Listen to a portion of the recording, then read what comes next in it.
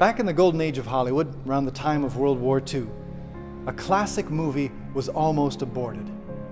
In fact, its producers were offered full compensation for the entire cost of the film if they would simply agree to destroy it instead of releasing it to the public.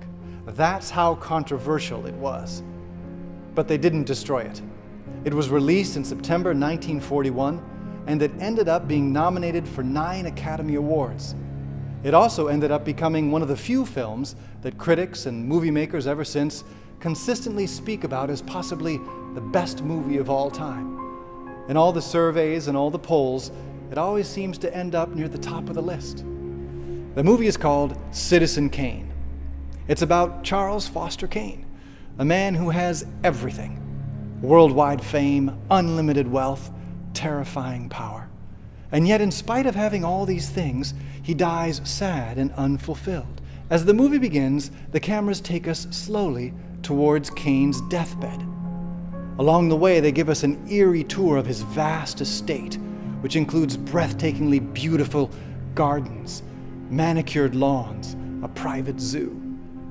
Then the cameras bring us inside the mansion itself, where we're brought through endless rooms filled with innumerable artistic and cultural treasures and gorgeous, elaborate furnishings.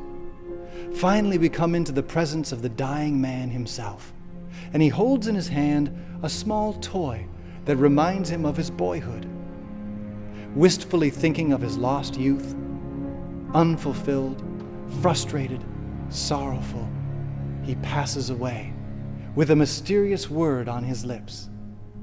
The rest of the movie is an attempt to find out the meaning of this mysterious word, and it consists of a series of flashbacks that show how this man was able to acquire so many things and yet live so unhappy a life. And this is a question that all of us need to think about from time to time. And there's so many things we can pursue in our lives: awards, approval, comfort, fame, influence, power, possessions, pleasures, success. But which of these will bring the fulfillment that we truly yearn for? Among the vast array of all the things the world has to offer, which is the one thing that really matters? In this retreat guide, The One Thing Needed, a retreat guide about Martha and Mary, that is what we'll reflect on. In the first meditation, we will look at what Jesus calls the one thing needed. In the second meditation, we will look at the relationship between that one thing and all the other things that make up our daily life.